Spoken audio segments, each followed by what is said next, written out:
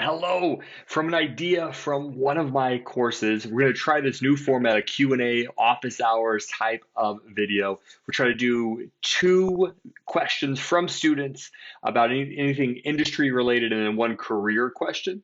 The idea behind this is to provide some sort of timeliness to an industry like ours that is changing dramatically, as well as marketable skill sets and how to market yourself as a professional questions. A lot of times in my synchronous live courses, on ground courses, we talk about this for the first 5 minutes of the class.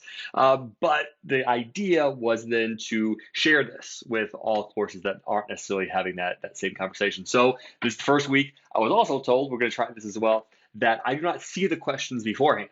So these are from students in class, and one student has chosen these questions. Twitter. Where is it going? Does it have a plan? Should my work pay for verification? Okay, so Twitter.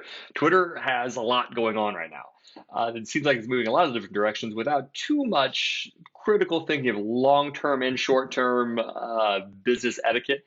On the long term, what's happening right now is Twitter Incorporated has just changed to X Corp, which, to tell you the absolute truth, sounds like the villain organization from a Disney movie, X Corp.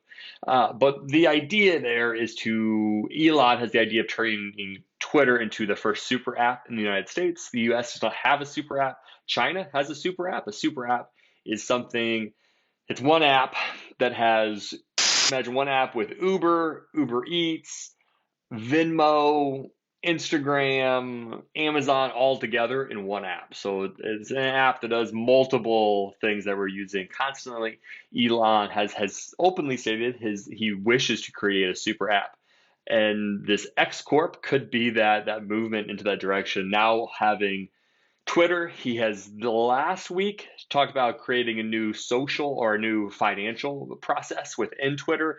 His background is in PayPal, so he has that expertise, and then obviously Tesla with ride sharing, et cetera. So that's kind of interesting. To tell you the truth, the absolute truth, I don't trust it. I don't trust Twitter payment in the lightest sense. The number of employees that still work at Twitter, I can't imagine giving them my financial information to Twitter right now. Trust has been lost on the short term. I would not buy the check mark myself. The only reason I think I would lean toward that from a business case use is if it's for a crisis management scenario. It's a strategy on the crisis side.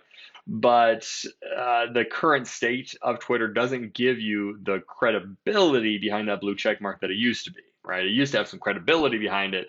And the idea of selling that makes sense until you diminish that credibility. So it doesn't seem like the best use case right now of that money. However, I love the idea of subscription-based check marks. If you give me, say, I will pay $150 a month or $1,000 a month for a business or $15 a month for an individual, but that means my content gets promoted more, right? Think of it as a new ad structure. If that means I get more traction of my content, of my branding, yeah, I'm absolutely signing up for it. I'm interested in Instagram, Facebook's version of it.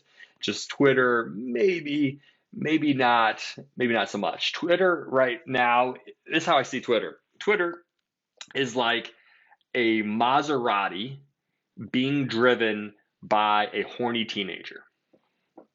Maserati has never been a top three exotic car, but they've always been respectable, right? Now you give that to a teenager who has big ideas, but no tact to get there. That's kind of where Twitter is right now. I'm not writing it off altogether, but no, I'm not necessarily buying right now. I'm sleeping on Twitter for the short term, not paying for the verification unless it's part of a crisis strategy. But I am interested in verification moving forward and possibly Twitter in the future. I feel I'm behind on the AI topic. I get the sense online that everyone is using it, but when I ask classmates, friends, and coworkers, none of them are using it. What is the current state of AI? No, you are not behind whatsoever on AI. AI has been around for quite some time. That the term AI is an umbrella term. AI is your Netflix recommendations. It's your car's navigation. It's what unlocks your phone. That is AI. What's being talked about right now is generative AI. Generative AI. That is a term that's being used about AI that can write things or create things from some sort of prompt. So write me an essay about this thing, write me directions on how to cook this thing, create an image of Chris Hemsworth and I on a first date, whatever the case may be. That's what generative AI is. The unlike what TikTok bros will make you want to think, that ChatGPT and et cetera will start a business for you and do your job for you. Don't get sucked into it. That is not what generative AI is today. Maybe 50 years from now, it is nowhere near that right now.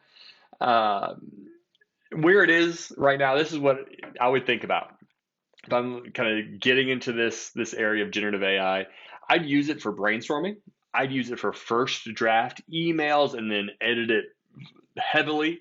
I'd use it for ideation of content, of social media content. I could use it for that, thinking that it's going to be even over 50% of the final product would not be the case, but it is a really good tool if you're stuck for brainstorming. So some tools I would recommend if you're getting into this and you want to start testing around and you don't want to buy stuff, right? Free things. ChatGPT based on OpenAI. So OpenAI is this kind of the overarching umbrella business, and they have multiple products. One of those is ChatGPT. Try it out. It's fun. The big hurdle to learn is it's really based on the inquiries you put in. Putting a short sentence will give you very general stuff. It also is incorrect the majority of time. There has inaccuracies throughout constantly. But it's if you can add onto it long form things like you would type in pretend like you are this person and write an email about this, like that kind of prompting does very well. There'll be prompt engineer positions popping up in the future based on this technology. Other things, DALL-E is a really good visual generative AI. Create a picture, right? It's through OpenAI. But one that doesn't get as much attention is Microsoft Copilot. That's something that I could give quite a bit of attention to moving forward. It's a sense that, the idea that AI is going to take jobs, not the case, not the case whatsoever. But humans who know how to use AI will 100% take the jobs of people who don't know how to use it.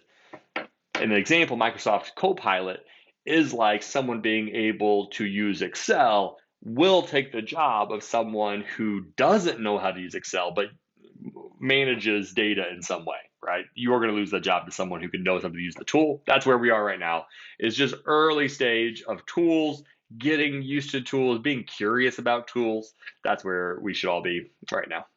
I've had the same position at a company I like, but haven't received meaningful raises. I'm about to graduate with my master's degree, and I think this may be a good time for a new chapter. Any advice? First, congratulations. Graduation is a great time to think about some like a timestamp of career, life, potential changes, a new chapter. It provides a definite timestamp, right? You can't just say in the future, I'll change jobs in the future, I'll look for passions, et cetera. It gives you a timestamp, so it's a good time to think about those changes.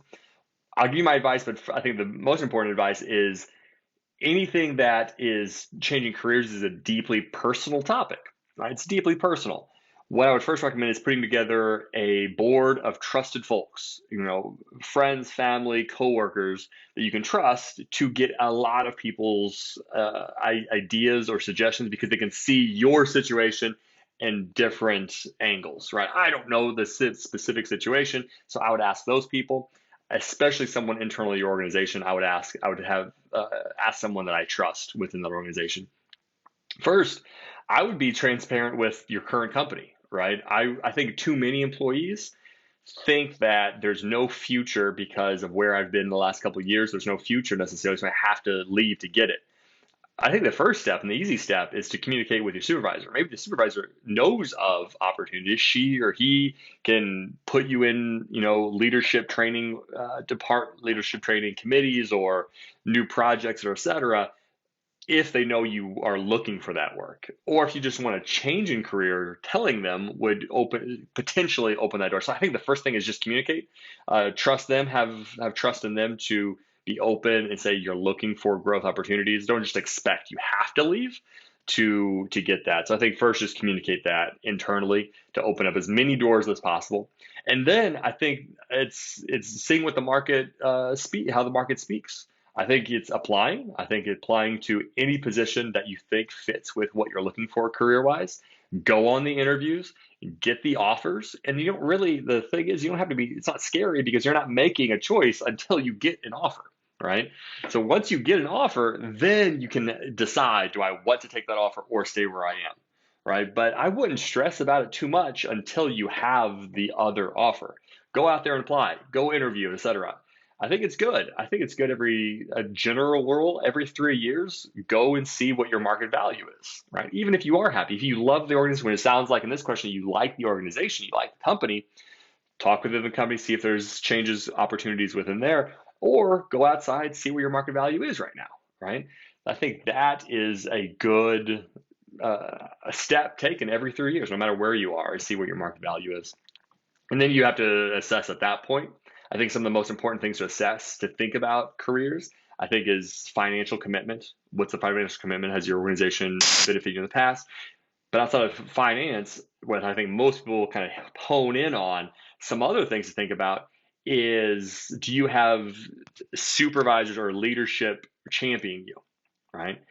If perhaps I didn't get a raise this year, but I have true senior leadership supporting me, and I'm getting that opportunities, and they're taking me and giving me face time in these areas, that's worth value as well. So I think which one gives you that opportunity and which one fits within what you're looking for outside of work as well, right? Work-life balance.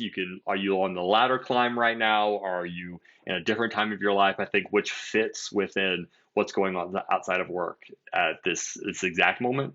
And then at the end of the day, it's hard to give up those friendships at work. So you got to think about those things as well. There's great people in all organizations, but the leading factor of retention is always going to be a friend at work. So think about that. Do you know someone at another organization that you can connect with that can help mentor you as you go to an organization, the scariness of that organization?